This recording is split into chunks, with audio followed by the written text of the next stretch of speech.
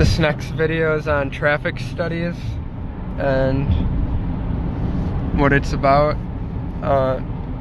So for traffic studies, it's important that we do them to gauge how the transportation network is operating, compare actual and theoretical operations, and evaluate strategies for the modification to the network. There are many different traffic studies that can be done, from speed, volume, gaps, safety, parking, delay, trip generation, and pedestrian, to name a few. For speed, it's important that we do them to determine the compliance with existing speed limits. If, say for example, if a town sets a speed limit too high or too low, the traffic engineer can do some speed tests on it and determine if it is in fact too high or too low, and give a recommendation to the city to change the speed if necessary.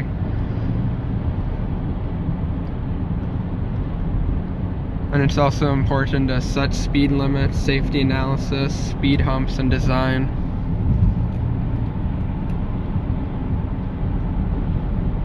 Also, for speed limits, the driver usually drives what's perceived to be safe and appropriate, which is the Boltzmann effect.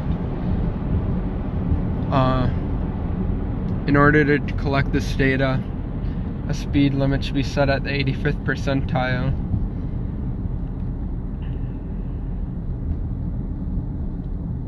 Which is found by the cumulative distribution test.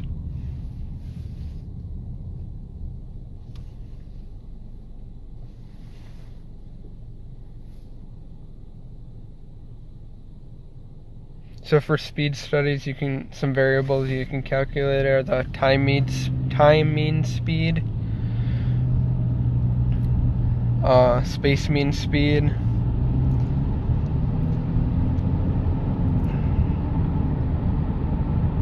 and then some types of speed studies are the radar, speed trap, and moving vehicle method. With the radar just being a radar gun, the speed trap being a given distance. That you calculate the time they take to travel that distance and the distance in general. And you can calculate the speed from doing distance divided by time that way. And there's also the moving vehicle method, where you take a given formula and you find a bunch of variables while you're driving on the road, such as the cars that pass you, and how long it takes to pass the cars, how many cars you pass, and how many cars pass you, etc.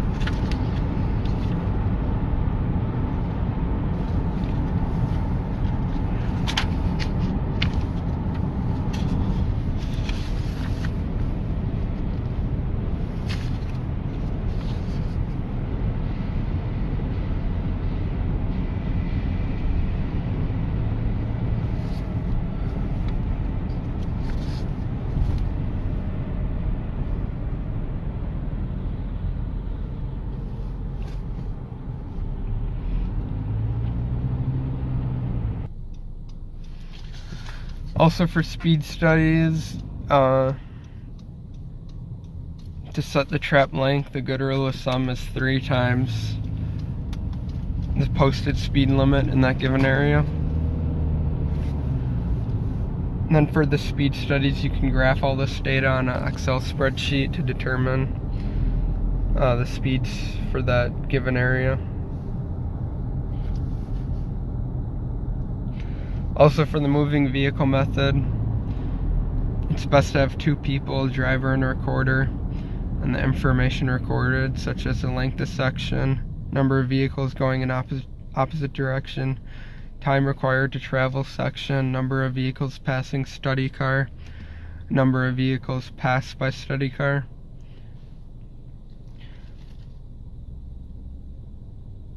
And from this data you can get the speed. This is probably one of the best ways to get the speed, since it's least conspicuous for other cars nearby, since if you're doing a radar gun or another speed study, the person driving the car can see you and they could change their speed based on you being there, just being there.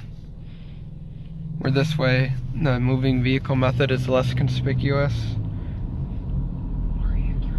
Yeah, and more accurate. Also for volumes, there's another type of traffic study, which is volume studies, there's two types of volume data, which is daily and hourly. And each can be used in different situations accordingly.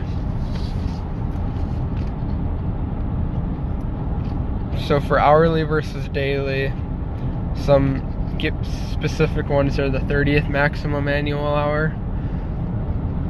And this is the peak hour, is often the 30th highest hour in a year, which is 10.5% of the daily traffic.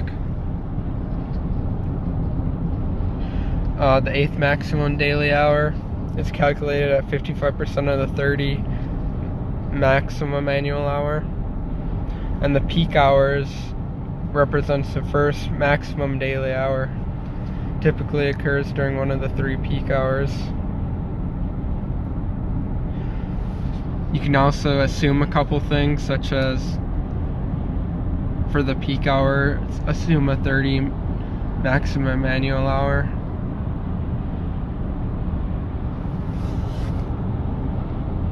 You can also use appropriate hour of day, day of week, and month of year adjustment tables for your data if you know when it was collected. Also for traffic studies, there's 3 types of ways to collect data. There's live, video, and mechanical. Live is the best, video is second best, and mechanical is the least preferred. The reason live is the best is because it's a wide field of vision. It's easily adaptable. But it is labor intensive, and weather can play a role in it. And quality depends on the person gathering the data.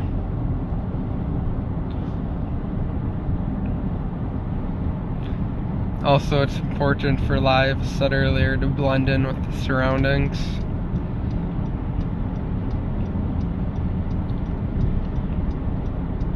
For video,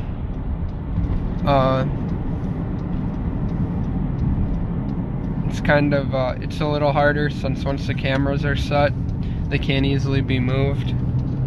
There can be a narrow field of vision, you can't see the whole scope of what's going on, and it's labor intensive, and weather can play a role in it as well, such as get the camera wet and such.